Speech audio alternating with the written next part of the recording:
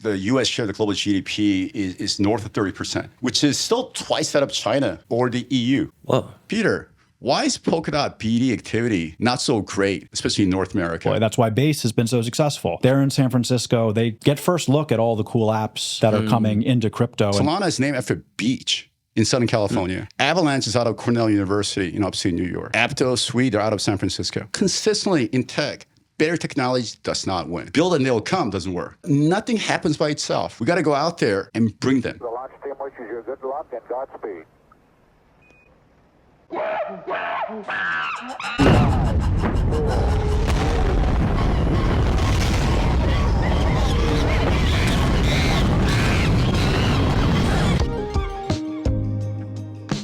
Space Monkeys blasting off with the guys from Transistor. This is a new business development initiative applying for funding with the Web3 Futures Grant. We have Peter Morick back on the show. Welcome, sir. And you, Kim, back as well. Very happy to have you both here. Glad to have you speaking about the Web3 Decentralized Futures Program. Welcome to Space Monkeys. Thank you for having us again. It's always nice to have you here. The audience loves you. And, I know. We were just talking maybe one day that secret hidden episode will be released again. Okay, we just have to get the right people out of the way, and it's coming. It's still on the hard drive, so we're ready for YouTube has found it. Last time I was with you, Peter, you were talking about something called Tread Group. Yep. And this sounds a little bit like what you guys are talking about today. Can you catch us up to speed as what happened since last time we spoke about Tread? Yeah, so last time, and I think that might have been like right before Polkadot Decoded in Copenhagen. Yeah. So middle of last summer, we sat down and I discussed my plan along with several other folks in the ecosystem to build out a team based here in the United States to focus on business development and white onboarding engineering support for both existing U.S. clients, of which the largest sort of clients of Polkadot are now U.S.-based enterprises and companies and teams, and then also build out a team to go out and target both Web3 native builders and more Web2 native enterprises and onboard them into Polkadot in a language and with a team structure based here in the United States, sort of the people they're sort of used to working with, rather than turning a San Francisco-based gaming company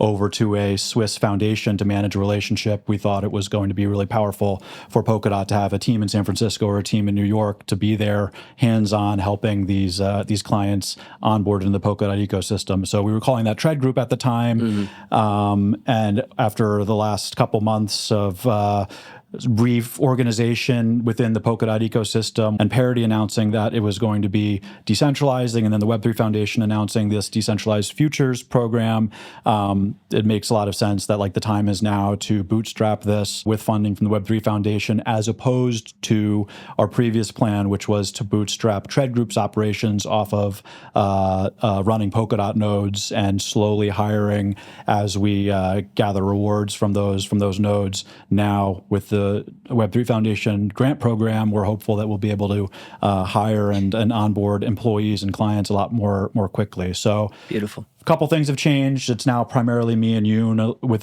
a bench of advisors who are launching Transistor, and yeah, we're really excited to get things going. Gorgeous. Yoon, Polkadot is a European initiative. It's European software. What's so important about getting some boots on the ground in the Americas? I don't mean to be parochial per se, but basic facts of global economy shows that the U.S. is still the predominant market for technology, especially. And if you look at the GDP, the U.S. share of the global GDP is north of 30%. North America portion of the GDP is about 32%, right? Which is still twice that of China or the EU. Whoa. More than that, on top of that, most of the investment capital for investing from stock market to VC, right? Probably about 75% plus comes from North America. So if you look at last 100 years, especially since World War II, right? There's not been a single tech paradigm that didn't succeed in the US that succeeded the rest of the world. So success in the US is not a sufficient quality for global adoption, but historically it is a necessary quality for global adoption. So we think if you don't have a strong presence in the U.S., it'll be hard for Polkadot to be global. It's very simple. Yeah, and we know from our network here in the United States, and then also just speaking with other teams in the Polkadot ecosystem, Polkadot is not on the tip of the tongue of every VC they talk to in Silicon Valley, and like it or not, most of the investment capital for new blockchain projects, whether it's a new chain or an app, is coming out of a 50 square mile region in California.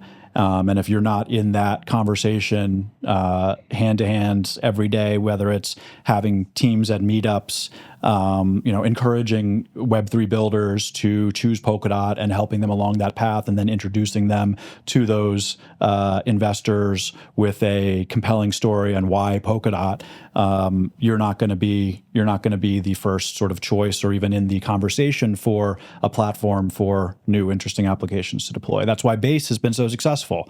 They're in San Francisco. They obviously are a very powerful North American crypto company with Coinbase, but they get first look at all the cool apps that are coming into crypto, and we're basically able to choose Friendtech as the first big app on Bald, because they have access to that network here. I'll give you an even better example because it's a very recent example. November 17th, about 2 weeks ago, Avalanche and JP Morgan had an interesting news release. So JP Morgan and all of Wall Street has been working on tokenization for the last few years, because it's actually, for them, the process of tokenization is very similar to securitization, which is what Wall Street's done for the last 100 years, right? Securitizing new assets they could trade and make money on. So 2 weeks ago, JP Morgan has a digital asset offering called Onyx. And it is a real-world asset tokenization program for Treasury so far. And based on their figures, it's up to $1 billion plus per day in terms of offering. Wow. Well, JP Morgan believes in a multi-chain world.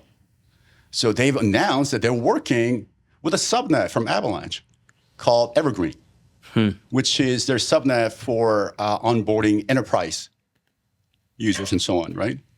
And if you look at kind of the reaction to that, that's the day when Avalanche went up 20%. And they went from market cap that's below Polkadot to above Polkadot. Avalabs, the dev core behind Avalanche, guess where they're based? They're based in New York City, in Brooklyn. JP Morgan, like the rest of Wall Street, is based 15 minutes from here. They're actually on 48th Street and Park Avenue, right? Shout out East Village. Yeah, we're in East Village. So for us, it's the reality is that, for me, all the next big moves in blockchain, a lot of it will happen in the U.S. Wow, it's going to happen in New York. It's going to happen in San Francisco, Silicon Valley, right? And that's what happened with Web 2. The capital allocation hasn't changed that much since 20 years ago. And if you can remember, Web 2 was a very much a U.S. South Korea phenomenon. Japan was behind, then China caught up, and eventually the rest of the world caught up, right? And it's not the same thing, Web 3, but in terms of capital allocation, it's not that dissimilar. So I think we need a presence in the U.S.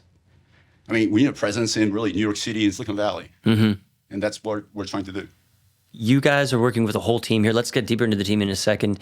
What are some examples, though, in the past few years on Polkadot of BD wins anybody on the team has produced, or any projects we'd be familiar with?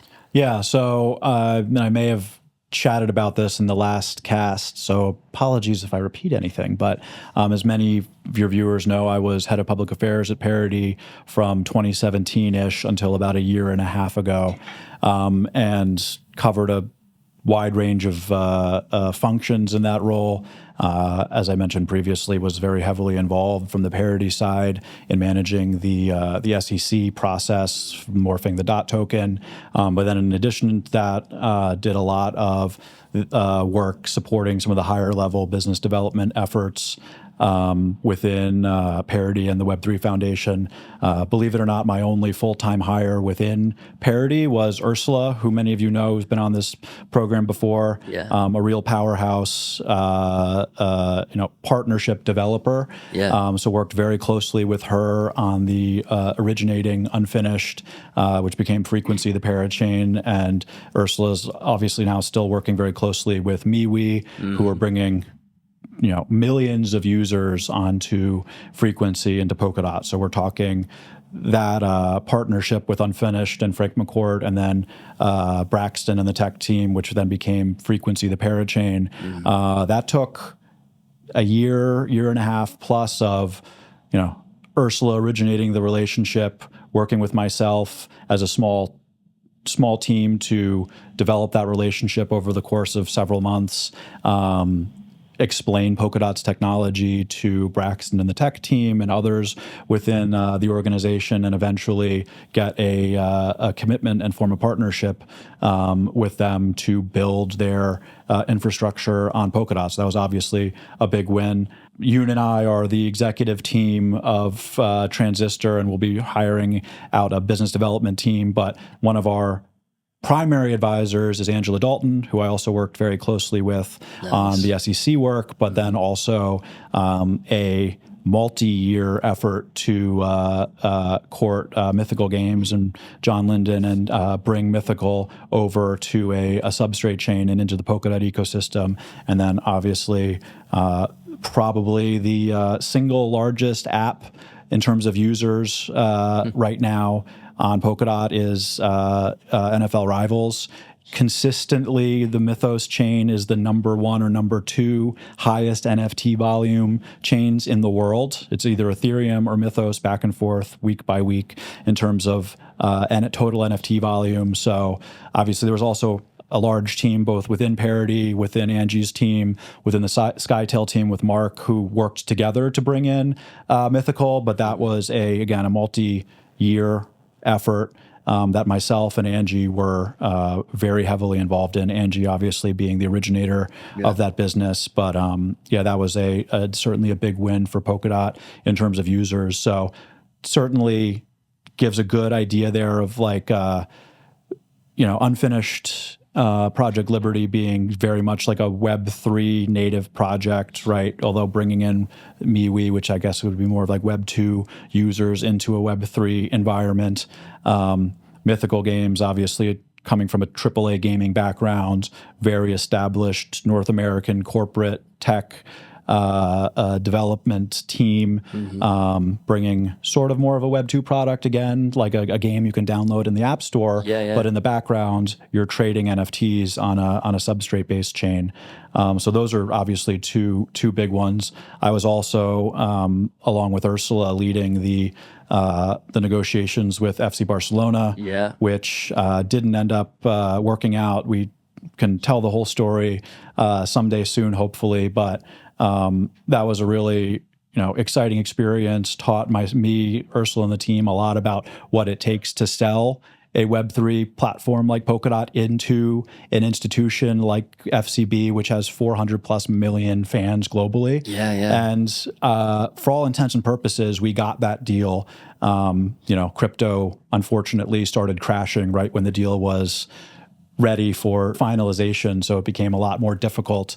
When you're negotiating when dot price is $35 versus when it's $15, it becomes a lot more difficult. And then Spotify came over the top with all the money. So that's a story we can tell in more detail in the future. But how many times do you want to tease us on this story, man? I gave you more that time than I have before. So piecing it together, enjoy it. You can put a special episode just splicing together everything I've said about that deal. Obviously, keeping confidential the what needs to stay confidential as part of that process. But I think it was a exciting time for crypto. It was a pivotal moment for that club and European clubs in general. So I think discussing it at a high level is valuable for everyone to sort of learn what these types of organizations are looking for, and as a proof point that myself and Ursula, who will be advising Transistor on business development and partnerships, and Angie, who will be feeding business development pipeline our way in North America, it goes to prove that we both have the experience, having worked with clients like this, and we have the team and network of advisors who will help bring in more opportunities like that in the future. Nice. So I began my career at Morgan Stanley doing M&A banking. So what I was taught from early days of my career is working a client-facing job and really understand what the client needs are and provide the right solution to get hired by these guys, right? Then, after getting my MBA from Stanford, I switched to buy-side investing in Web2 companies.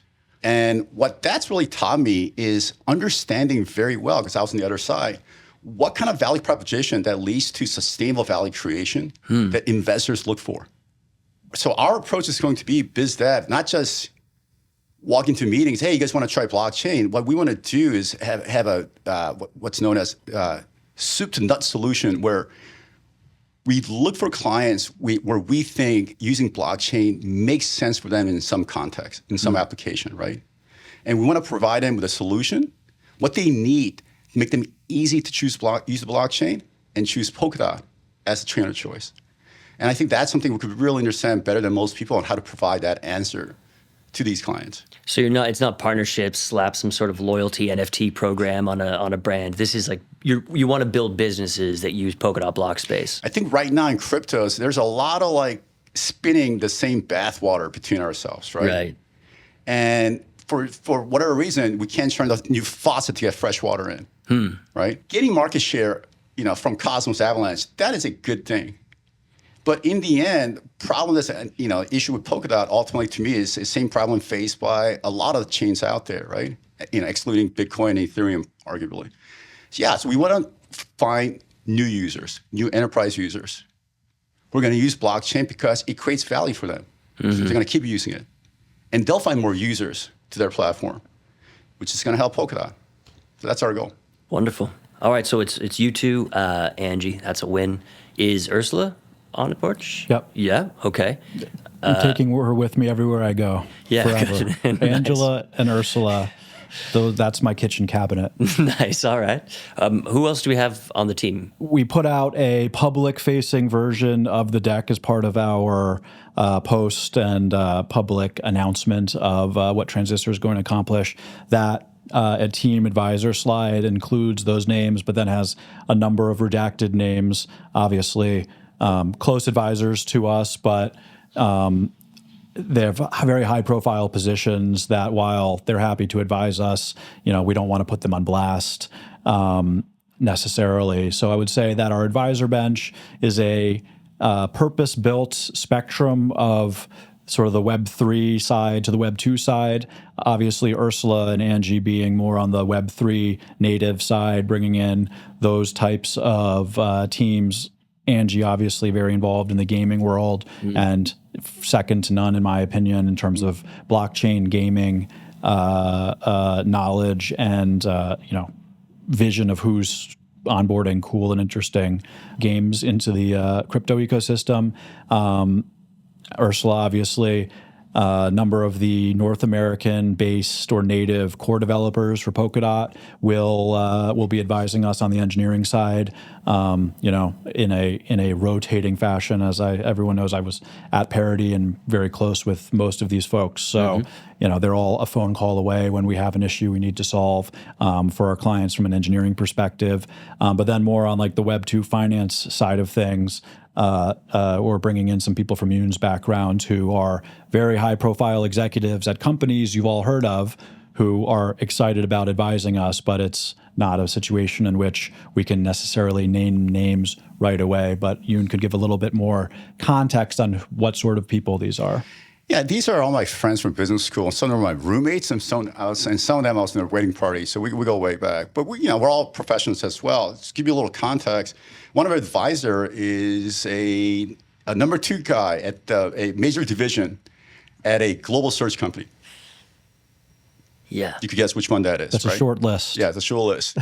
Another advisor we actually have a CEO of a publicly traded Wall Street asset management firm.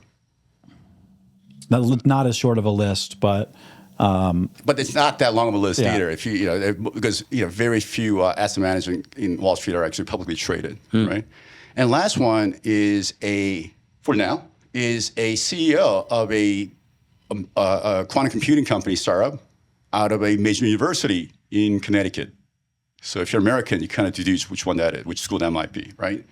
So we think, we bring a really good selection of Web3, obviously, Web3 natives with proven track record. And we're bringing a set of advisors. I think this is, it makes us stand out compared to a lot of the Web3 projects out there. From Web2, Wall Street, cutting edge technology.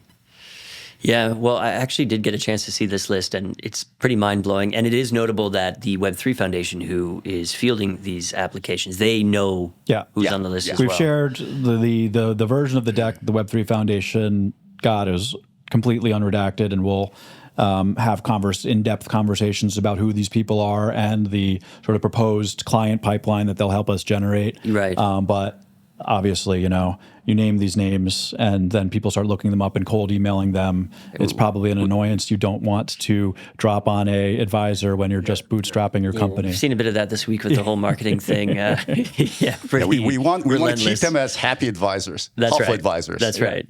And getting a lot of DMs or getting tweets is not going to help in that process. For Understood. us. Yeah. Okay, so you have this core team, you have this advisor bench, and they're going to be introducing people to you, basically, is the idea. And then you were talking about building out a BD team. Like, what does that look like? Yeah, so in the proposal that we put together, we also, I think we're going to add it back, but we have a sort of team structure slide. Overall, we're looking at building out a team, depending on year 1 or year 2, but I think somewhere in the neighborhood of like 10 to 15 full-time employees is the right head count for supporting Polkadot in North America.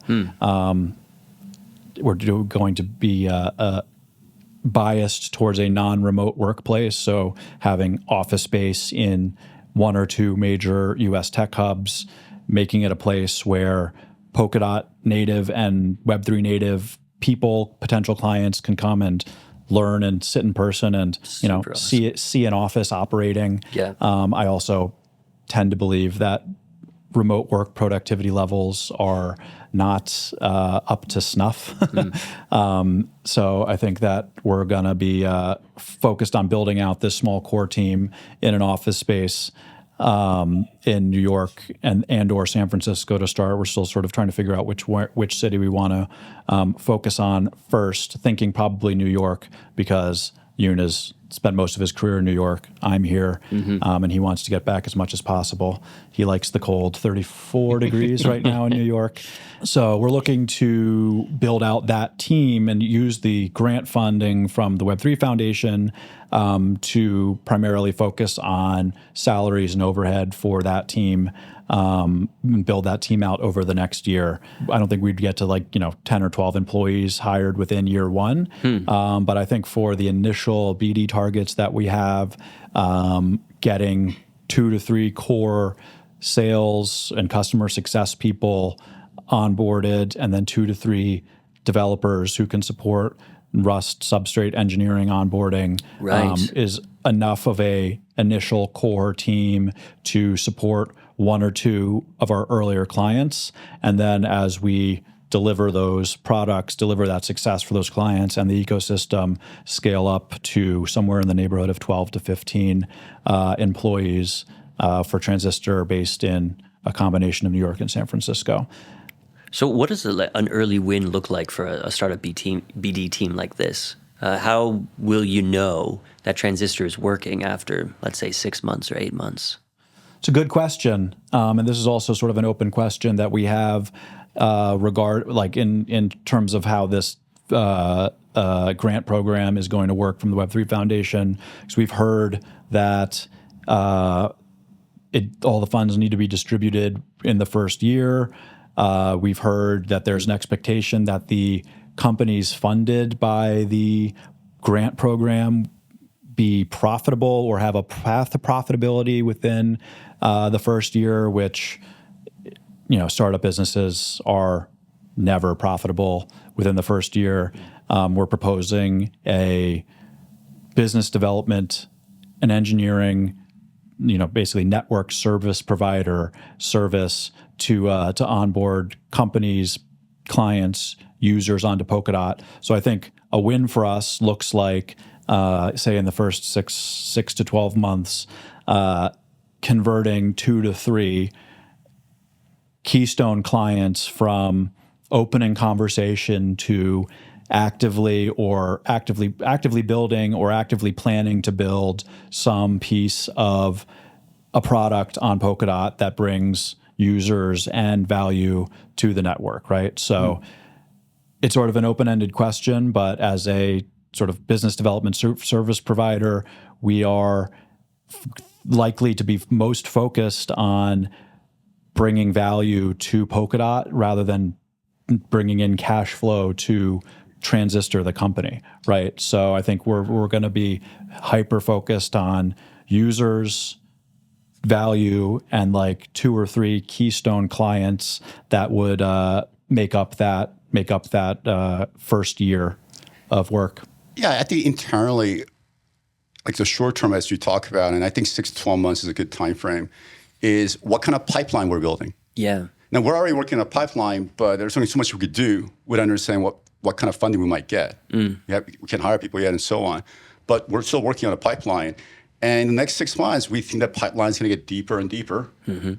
And hopefully within 12 months, we'll see some new clients using Polkadot as their blockchain of choice. Nice. Long term, though, is ultimately, I mean, look, biz dev is not a new concept in economy or in business world, right? And I spent all my career living in New York City and traveling to Silicon Valley because I invest in Web 2 companies a lot.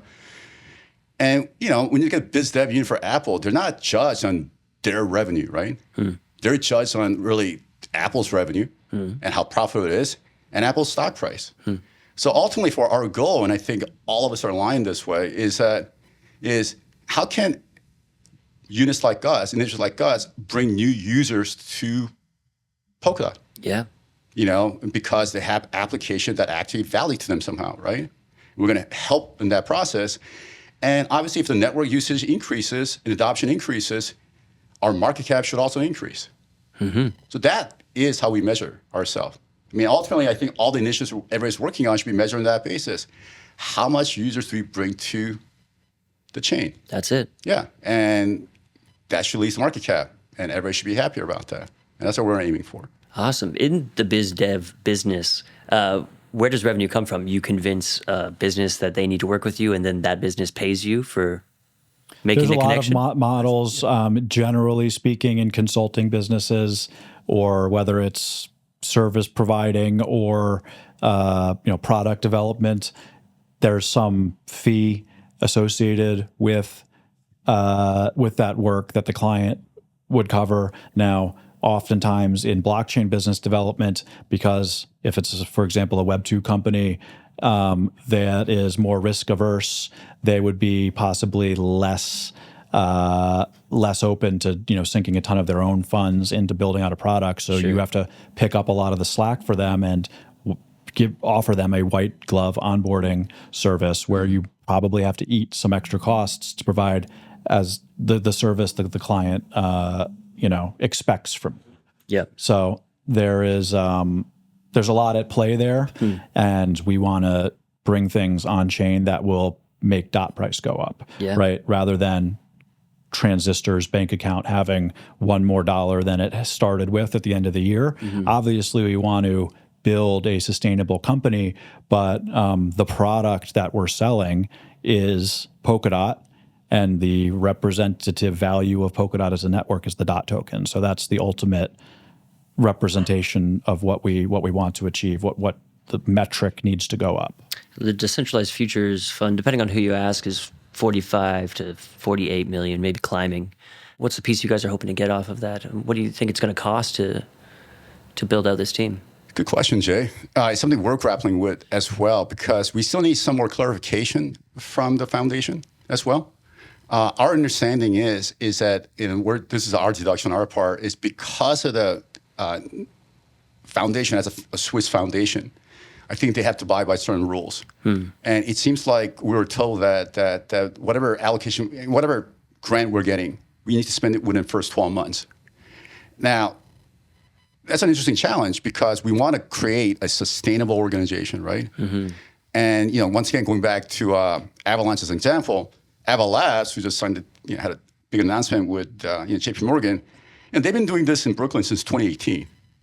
So they have like a 5-year head start, right? Yeah. And that's what we mentioned 5 years before. But we still only need like a couple of years to make things happen in a productive way.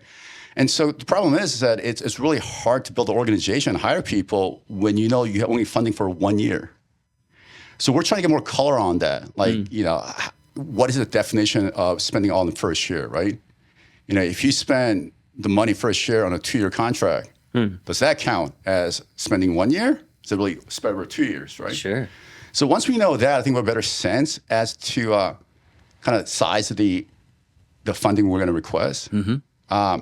Initially, our budget for 3 years, first 3 years was about $5 million US.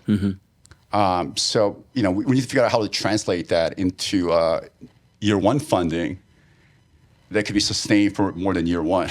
So Sure. Yeah. Interesting. Well, it doesn't seem like that big a piece of the entire grant program, considering the scope of what you guys are attempting to do here. Yeah, I don't think so. Obviously, I'm part of the community. I understand a lot of the desires out there. But I think the allocation, the funding size is big enough where you could have a couple of bigger projects that requires them to be bigger projects to have really a chance to succeed, right? Not to betray my Wall Street background, but if you're going to bag an elephant, you need an elephant gun. You could use a .22 pistol all day. It's not going to kill the elephant. It's just going to annoy the hell out of it. And it kills you, right? You need a big gun. So there's certain projects, certain initiatives, like North America being a big elephant, in my opinion. You need bigger projects out there. But with the scale that we're talking about, $45 to $40 million, depending on exchange rate and kind of the dot price, I think there's a room for 1,000 flowers to bloom. Yeah, sure. These are not mutually exclusive processes, right? Larger projects, very defined, very focused, and a lot more diffuse, smaller projects led by community members. I think there's room for everybody. It's interesting. We had just 2 weeks ago, Ingo from Kilt was on the show, and we talked about Kilt a lot. But then we got into this discussion of enterprise adoption, which is something that Kilt is good at, but he has larger ambitions for. He told a story about how Polkadot early days, there was a lot of focus around onboarding, looking to onboard banks and government agencies and all these big players. And the way he described it was it sort of didn't work out, and we had these kind of startup businesses ending up taking up all the parachain slots.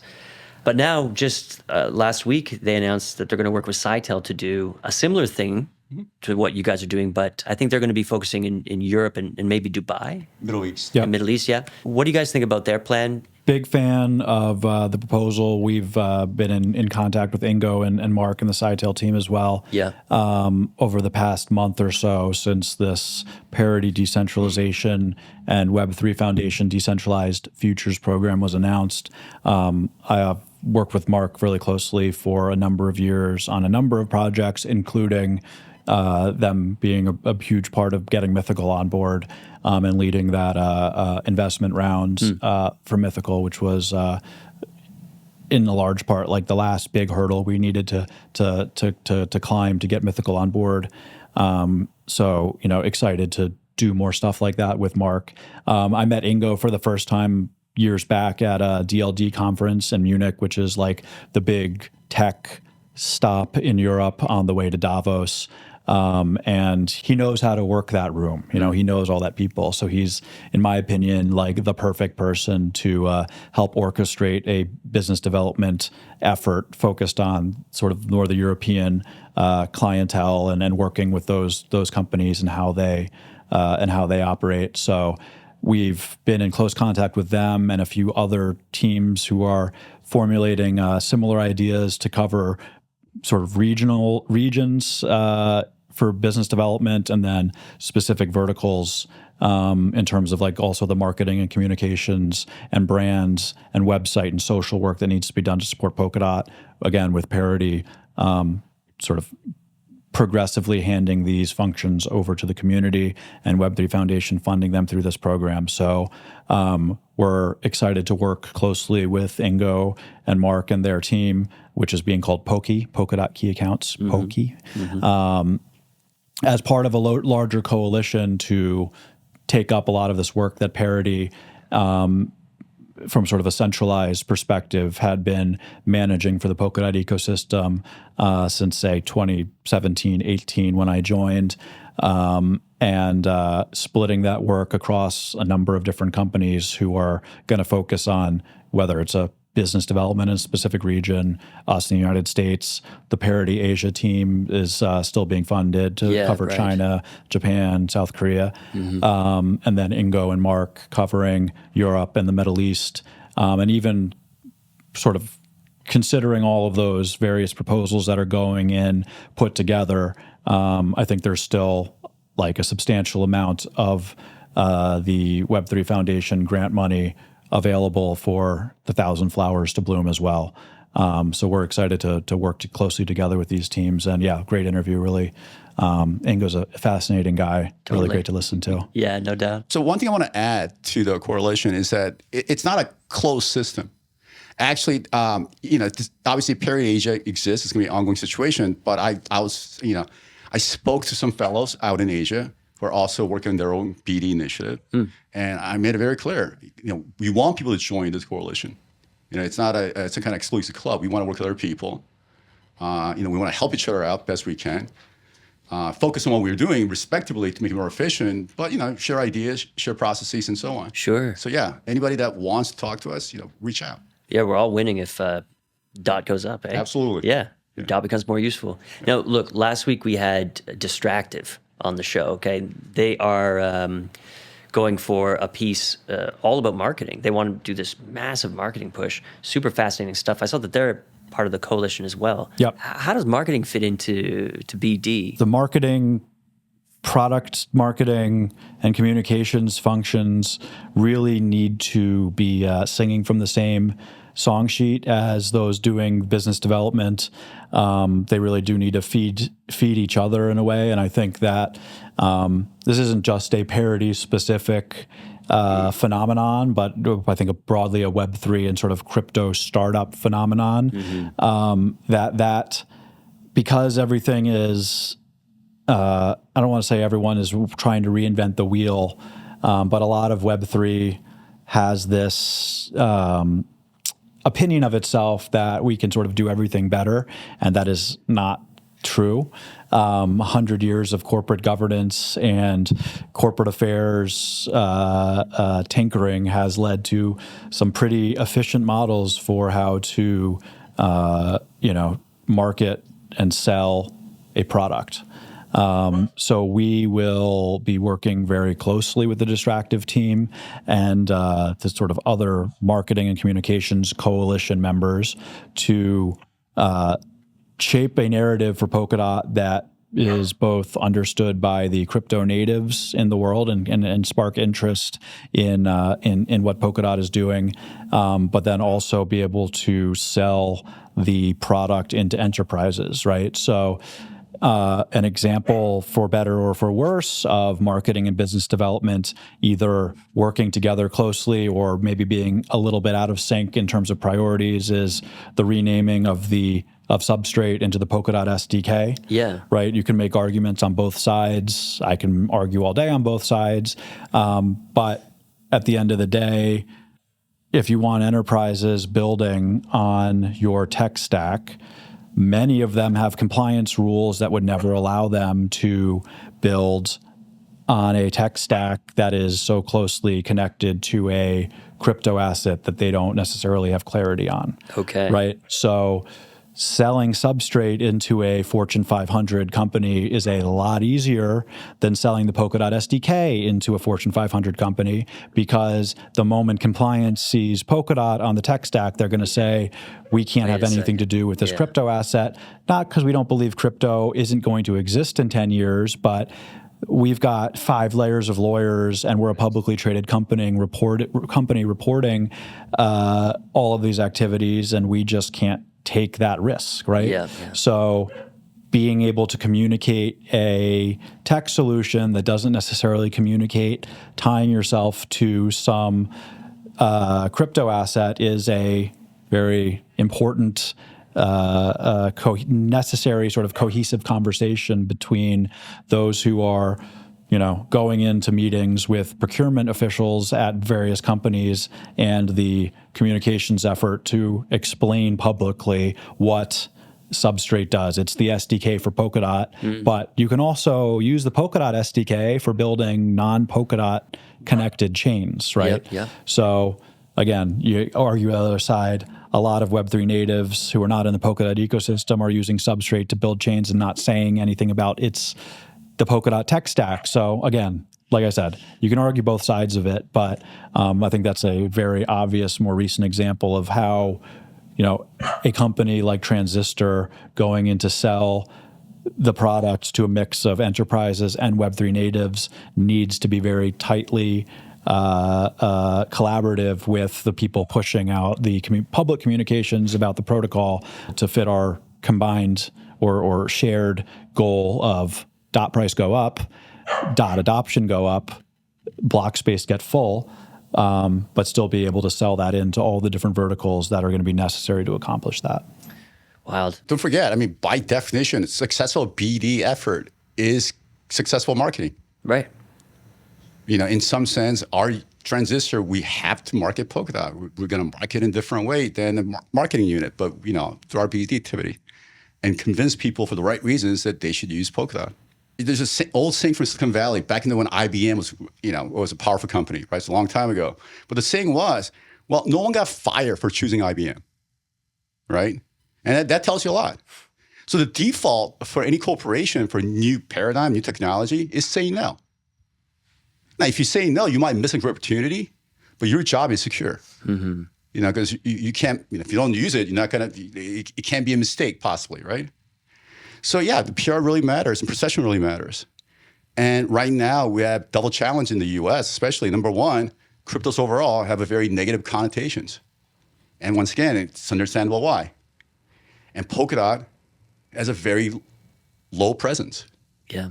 So I think that's why especially in the United States. Especially in the United States, North America. Specifically, yeah. It's you look at sort of the positioning in China and all the work that was done there before. Obviously, China shut down crypto, so that a lot of that work was kind of shut down. Negatively impacted at that time. We'd put a huge amount of effort into adoption in China. But, in terms of public perception and investor perception and just hearing and talking about Polkadot, it is not part of the conversation in North America. This is why some of the very first things that we've proposed that we'll do as Transistors, like launching a multi-chain meetup series in all the North American tech hubs on like a monthly clip, where we, myself and Yoon and others in our network, our advisors, have a lot of friends in other ecosystems that want to collaborate, that we can invite to speak and would be willing to speak at a regular meetup series that isn't necessarily Polkadot New York meetup series. So launch a Web3 meetup series with a generic brand that isn't specific to any one network, where we can bring all of the people that we know working in crypto in North America, and we happen to know many of the highest profile people working in crypto in North America, alongside some Polkadot projects, some Ethereum projects, some Bitcoin people, as a opportunity to start to reintroduce the word Polkadot to investors in New York, engineers in San Francisco, right? And to really have that opportunity. Previously, Polkadot's presence in North American meetups were restricted to when some people from Parity or Web3 were doing a visit to North America from Europe and spending a couple of days in New York, a couple of days in San Francisco. So like once or twice a year, a couple Parity or Web3 people would spend a week in San Francisco. There have been previous efforts to set up some sort of an office in San Francisco and more of a footprint, but it was never consistent, and it was never like a reliable place where people could go to like get their blockchain itch scratched and maybe take that from I'm interested in blockchain to I want to do a startup. I'll go to this meetup and ask the organizers what I should do to launch my idea. And we say, talk to Transistor. We're happy to help you through that process and funnel them into some Substrate Polkadot-based solution, right? It's a very low-hanging fruit, something we can get off the ground really quickly just to start to reintroduce the word Polkadot and the Polkadot tech stack in these tech hubs, and it's something that hasn't been done for Polkadot to date. So that's a very simple one. Do you know anybody else attempting to do this? We've spoken to some people in the community who are some of them are based in North America. Yeah. And they're also talking about some kind of BD initiative. Nice. I think it's a kind of different focus and different scale than we have. Actually, we're going to meet with some of them tomorrow. We grab coffee, all of us out here. And we're happy to talk to, like I say, anybody and work with anybody. The funny thing is that, and this is why, I've been involved in the ecosystem since 2017. I was an ICO investor. So my motivation, and this is kind of funny and it's kind of ironic. The first time I met Peter was over 2 years ago, right after ECC. I met him in ECC, got his phone number. And when I came back to New York, I used to live in New York back then. I tracked him down and I lived like 5-minute walking distance from here, right? Like in Soho. So I saw him. And these weren't the exact words I used, but a little more, clean format. I asked Peter, why is Polkadot BD activity not so great, especially in North America? And that was July 2021, okay? And the reason I asked that question was, and a lot of I'm not sure what you told me, but I've heard, well, we want to make sure we don't want to violate SEC perception and all these things, right? The funny thing is that, once again, one of my friends from the hedge fund days is the head of one of the labs for one of the major competition to Polkadot. They're based in New York City. And they didn't seem to care about, or not as worried about, all these restrictions. And that was my kind of, that was kind of genesis of our relationship. And here we are, almost 2.5 years later, finally, I'm getting involved directly. And my motivation, once again, is, I don't need to make a salary or make a living on this thing. I have other opportunities out there. What I really care about, man, is that I believe in Polkadot, I believe in the ecosystem, I believe in the technology, and I have a stack. Beautiful. I want Polkadot to be used and utilized. All I know is that and I'm not being parochial here once again, and I get that Web3 is funny, but it's more decentralized than Web 2. That's the whole idea, right? And as I mentioned before, Web 2 was really initially, it's hard to believe now because it's so widespread. It's like universal. But if you go back 20 years, it was a phenomenon that was restricted to West Coast America because none of the East Coast VCs in Boston invested in web companies back then. And South Korea, not even Japan, right? Then China got involved. And eventually Western Europe started using it.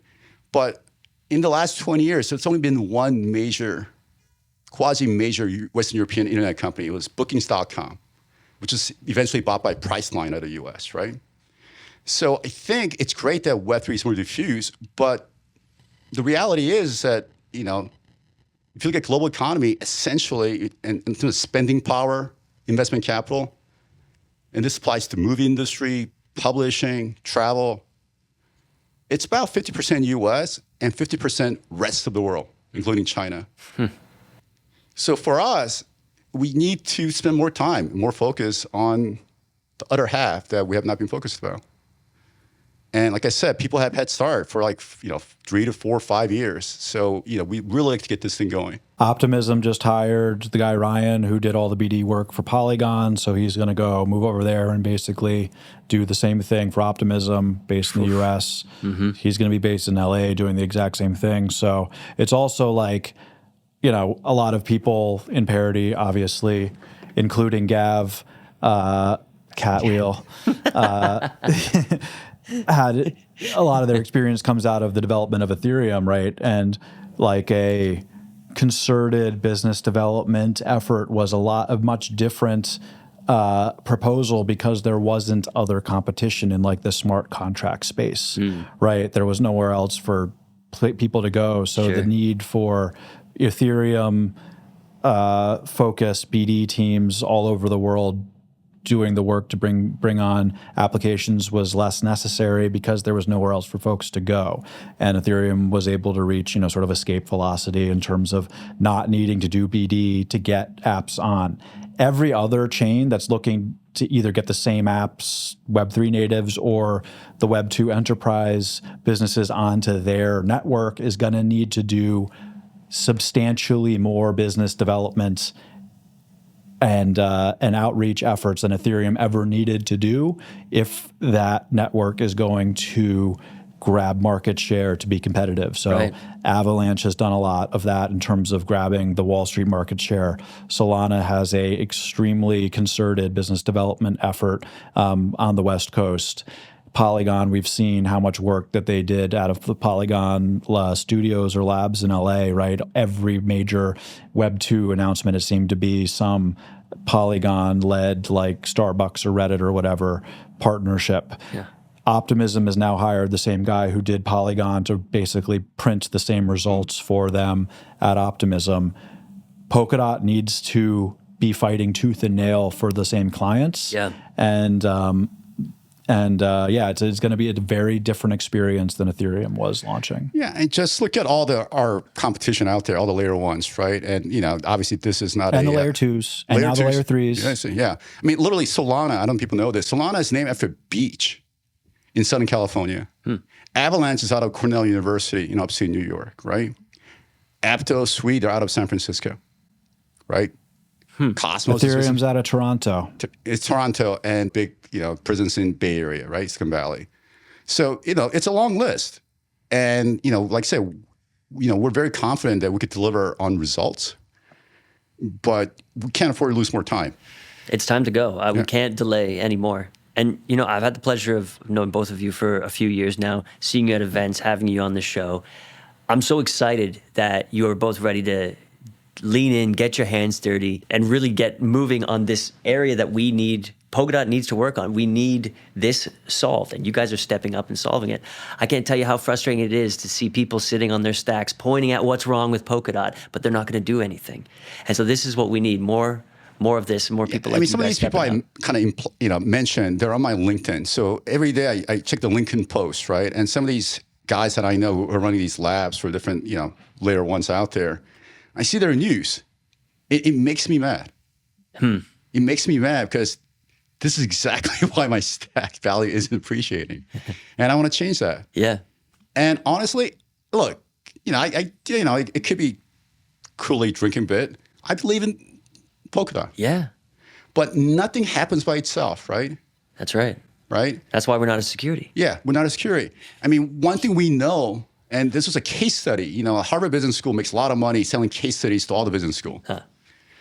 And there's a movie called Field of Dreams, came out in the 80s in America about baseball, father, farmland, very American thing. Yeah. And there's a famous line in that movie called "Build it and they will come." Yeah. Right? Build a baseball field and cornfield, and dead baseball players would show up and play baseball with your family.